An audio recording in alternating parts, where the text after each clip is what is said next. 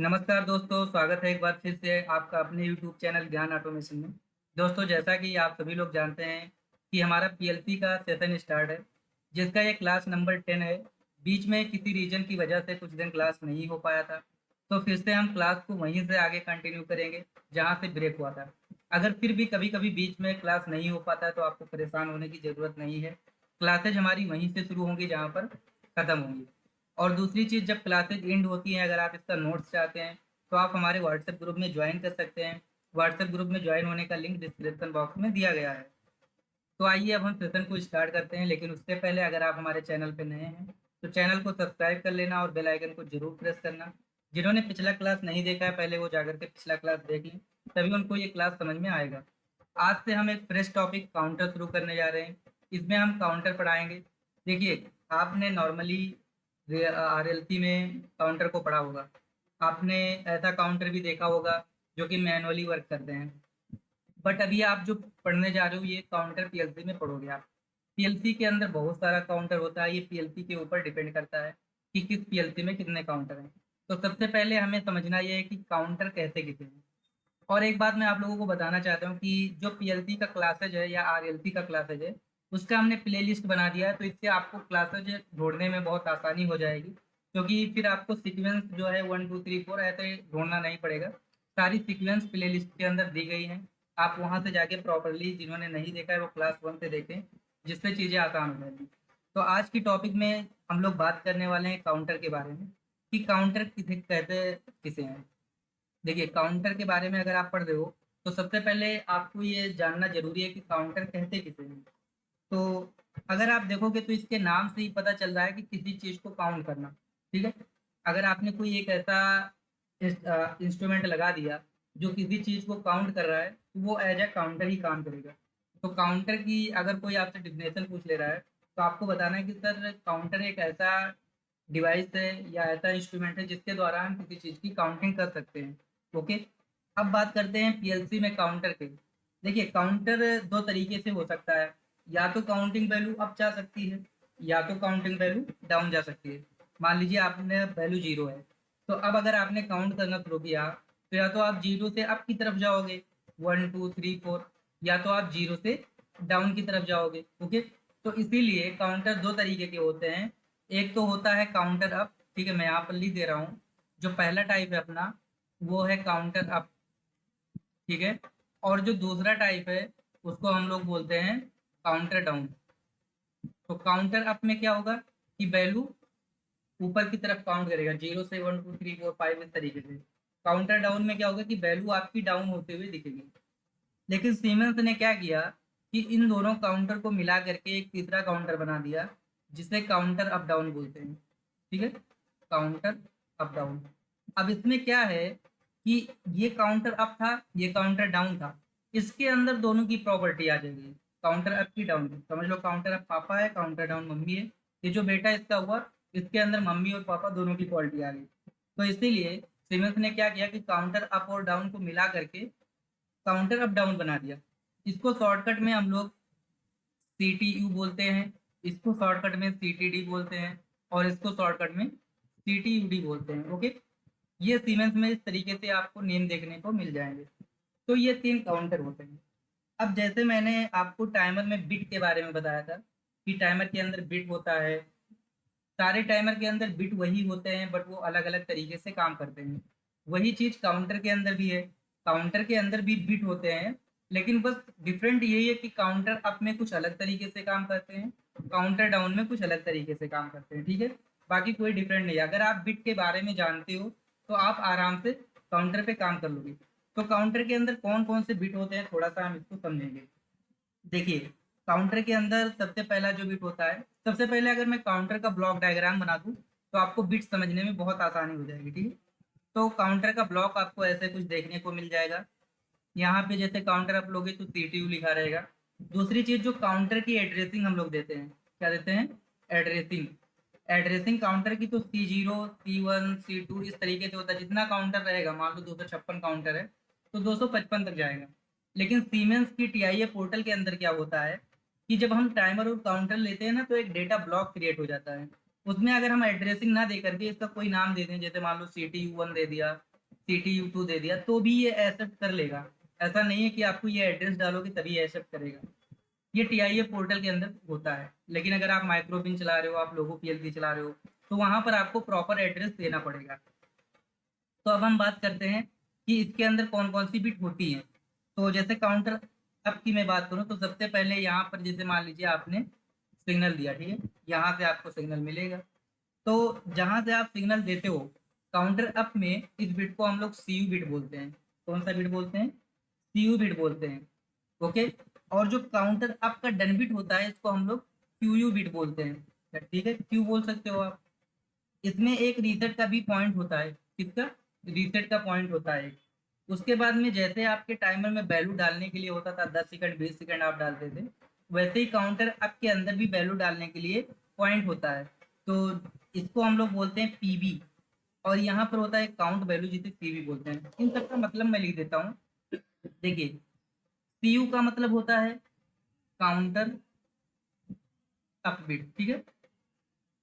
और CD का मतलब होता है, अभी मैंने काउंटर डाउन नहीं पढ़ा है, मैं सिर्फ काउंटर अप के बारे में बता रहा हूँ, तो ये सारी चीजें लिख रहा हूँ। R का मतलब होता है रीसेट। ओके। PB का मतलब होता है reset value, reset value. Okay. उसके मतलब CB का क्या होता है? काउंट वैल्यू,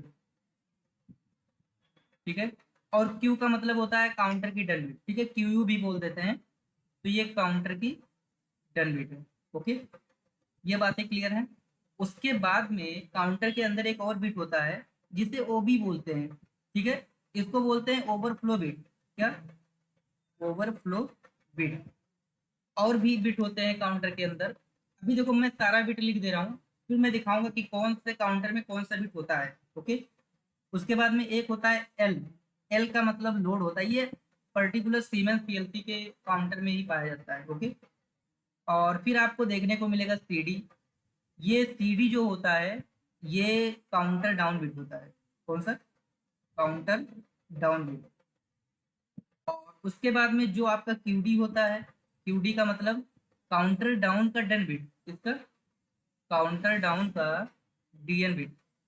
और यहाँ जो QU है ये काउंटर आपका DN बिट है, ठीक है, यहाँ मैं लिख दे रहा हूँ काउंटर आपका DN बिट। तो ये सारी चीजें काउंटर के अंदर होती हैं। लेकिन अब कुछ चीजें काउंटर अप के अंदर होता है, कुछ चीजें काउंटर डाउन के अंदर होता है। तो अभी हम लोग फाइनली काउंटर अप के बारे में पढ़ रहे थे। तो काउंटर अप में मैंने आपको क्या क्या बताया? CU होता है, R होता है, PB होता है, CB होता है। लेकिन अब ये काम कैसे करता है थोड़ा सा इसके बारे में हम लोग समझेंगे। मैं यहाँ पर लिख दे रहा हूँ, ठीक है। जो काउंटर होता है, ठीक है, ये कैसे काम करता है? जैसे मान लीजिए ये आपका काउंटर है, ये काउंटर है। तो अब यहाँ पर आपने क्या किया? एक सेंसर लगा दिया। ये सेंसर से सिग्नल आ रहा था I 0.0 पर, ये सेंसर से सिग्नल आ रहा था। तो जैसे ही आप प्रेस करोगे ये NC बनेगा। तो यहाँ पर जो आपका क्यू सॉरी यहाँ पे जो आपका CU है, तो ये क्या होगा? यहाँ पे सिग्नल पहुंचेगा। और ये आपका Q था, ये डन बिट था। यहाँ पे आपके पास रीसेट है और यहाँ पे आपने PB है। PB में आपने वैल्यू डाल दिया 5। कितना वैल्यू डाल दिया? 5 डाल दिया। और यहाँ पे CB है। CB का मतलब होता है काउंट वैल्यू। मैं यहाँ पे लिख दे रहा हूँ, CB का मतलब काउंट वैल्यू। और PB का मतलब रीसेट वैल्यू। क्या होता है? Reset value.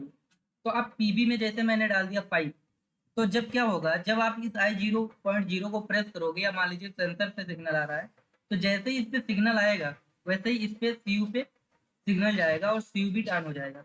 जैसे ही CU बिट ऑन होगा वैसे ही काउंट वैल्यू 1 हो जाएगी। लेकिन अगर आप कंटिन्यू सप्लाई दे करके रखोगे तो वैल्यू 1 पे ही रुकी रहेगी, ये चलती हुई आपको नहीं दिखेगी। फिर जब सेकेंड टाइम वैल्यू आप इस पे आएगा, मतलब सेकेंड टाइम पल्स आएगा, तो यहाँ पे वैल्यू 2 हो जाएगा। फिर जब थर्ड टाइम पल्स आएगा तो वैल्यू 3 हो जाएगी। इससे एक चीज ये समझ में आता है कि जो काउंटर होता है, ठीक है, चाहे वो काउंटर अप हो चाहे वो काउंटर डाउन हो, ये किस बेसिस पे काम करता है? ये पल्स बेसिस पे काम करता है। किस पे? पल्स पे। अगर इसमें पल्स आएगा तभी ये काउंटिंग करेगा, अगर पल्स नहीं आएगा तो नहीं करेगा। और अगर आप पल्स कंटिन्यू दे करके रखोगे तो भी नहीं करेगा। मतलब पल्स ऑन ऑफ होता रहेगा, उसके अकॉर्डिंग ये काउंटिंग करता रहेगा, ठीक है। ये सारी चीजें होती हैं। दूसरी कंडीशन ये है कि जब PB और CB बराबर हो जाते हैं, ठीक है, जब PB और CB बराबर होते हैं तब क्या होता है? तब इसकी QU बिट, QU का मतलब क्या? डन बिट ऑन हो जाती है। क्या हो जाती है? डन बिट ऑन हो जाती है।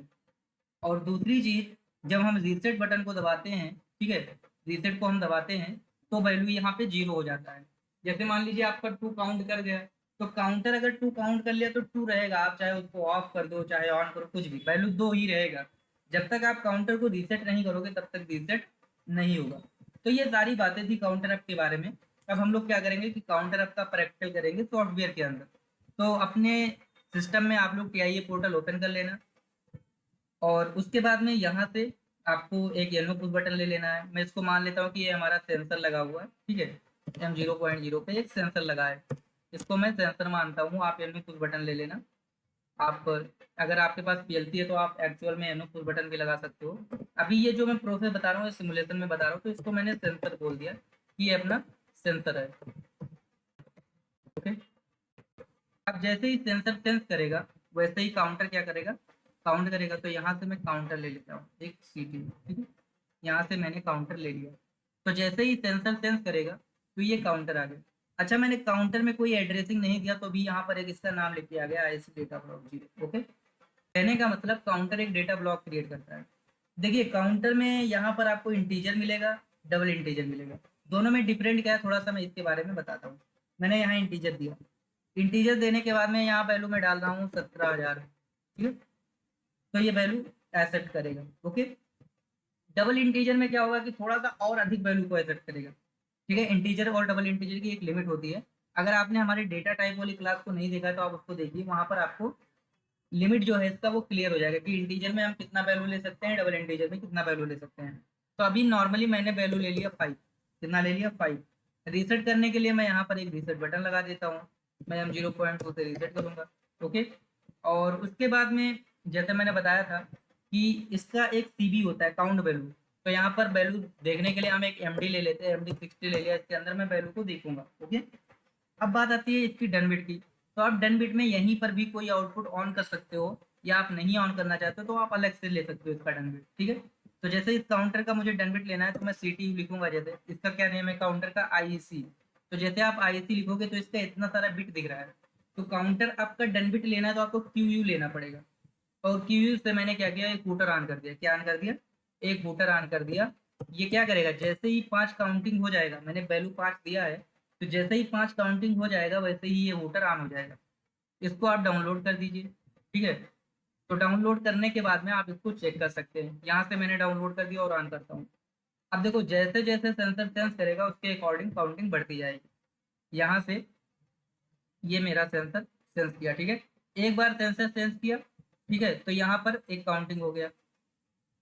ओके, और अगर फिर से दोबारा से सेंसर सेंस करेगा, अभी दोबारा से सेंसर ने सेंस किया तो 2 काउंट हो गया। लेकिन अगर आप देख रहे हो कंटिन्यू अगर मैं पल्स दे के रख रहा हूँ तो काउंटिंग नहीं बढ़ रहा है। ओके, तो यहाँ से मैं ऑन ऑफ करता रहूँगा, ऑन ऑफ करता रहूँगा, तो ये प्रोसेस चलता रहेगा, ठीक है। यहाँ से आप ऑन ऑफ करते रहोगे तो ये प्रोसेस चलता रहेगा। 3 हो गया, 4 हो गया। अब जैसे ही मैं फर्स्ट मतलब 5 मैंने वैल्यू दिया, जैसे ही 5 होगा वैसे आप देख सकते हो कि इसकी डन बिट ऑन हो गई, और डन बिट ऑन होने से हूटर बच गया। मतलब मैंने जितना काउंट वैल्यू दिया था उतना इसने काउंट कर लिया। अब कब ये रीसेट होगा, जब आप रीसेट करोगे। क्या करोगे, जब आप रीसेट करोगे तब रीसेट हो जाएगा। अच्छा, दूसरी चीज आप ये भी देखोगे, मैंने वैल्यू 5 दिया है, तो अगर मैं इसको ऑन ऑफ कर रहा हूँ तो 5 आने पे डन बिट ऑन हो जा रहा है। बट अगर मैं फिर से ऑन कर रहा हूँ तो इसकी काउंटिंग बढ़ती जा रही है, 9 10 11 12, ठीक है। इस तरीके से काउंटिंग बढ़ती जा रही है। आप चाहते हो कि काउंटिंग ना बढ़े, तो फिर उसके लिए आपके पास एक बेस्ट ऑप्शन ये है कि ये जो सेंसर है इसकी CU बिट है। तो 5 काउंट करने के बाद इसकी डन बिट ऑन होती है, तो इसकी डन बिट की आप यहाँ पर NC डाल दो, इसकी इस QU की NC डाल दो। तो यहाँ पर ये हो जाएगा IC काउंटर, और इसकी क्या हो जाएगी, NC हो जाएगी, ठीक है। और यहाँ से इसको हम डाउनलोड कर देंगे। तो जब वैल्यू 5 हो जाएगा तो क्या करेगा, ये ऑन नहीं होने देगा, ठीक है। तो एक बार मैं इसको रीसेट कर देता हूँ, और रीसेट करने के बाद अब हम लोग काउंटिंग कराएंगे, ठीक है। तो यहाँ से मैं काउंटिंग करवा रहा हूँ 1 2 3 4 5, ठीक है। 5 ऑन होते ही डन बिट ऑन हो गया। अब देखो अगर मैं अब यहाँ पे ऑन करवा रहा हूँ तो ये आगे सप्लाई नहीं आता। तो कहने का मतलब अगर आप ऐसा चाहते हो कि 5 के बाद वैल्यू भी मेरा ना दिखाए और मेरा डन बिट भी ऑन हो जाए, तो आप ये प्रोसेस कर सकते हो। मुझे उम्मीद है कि इस वीडियो में आपको काउंटर अप के बारे में बहुत अच्छे से समझ में आया होगा। नेक्स्ट वीडियो में हम मिलेंगे जिसपे हम आपको काउंटर डाउन के बारे में बताएंगे। और पिछला जो हमारा टाइमर का क्लास खत्म हुआ है उसमें हमने आपको क्वेश्चंस नहीं करवाए थे, मैंने बोला भी था। तो मैं क्या करूँगा कि टाइम टू टाइम काउंटर के साथ-साथ ही हम टाइमर का क्वेश्चंस भी करते रहेंगे। तो क्या होता है, हमारा भी प्रोजेक्ट चलता है, बीच-बीच में साइट पे जाना पड़ता है। इसकी वजह से वीडियो नहीं आ पाती, तो आप लोग बिल्कुल भी मत परेशान होइए। आपको साइड वाली चीज़ें भी सीखने को मिलेगी कि प्लांट में जाकर के क्या काम होता है, वो सारी चीज़ें भी मैं आपको सिखाऊँगा। तो मुझे उम्मीद है कि ये वीडियो आपको पसंद आया होगा और वीडियो को ज़्यादा से ज़्यादा शेयर करिए ताकि ये फ्री का नॉलेज आप लोगों के पास सभी लोगों के पास तक पहुँच पाए। जय हिंद, जय भारत।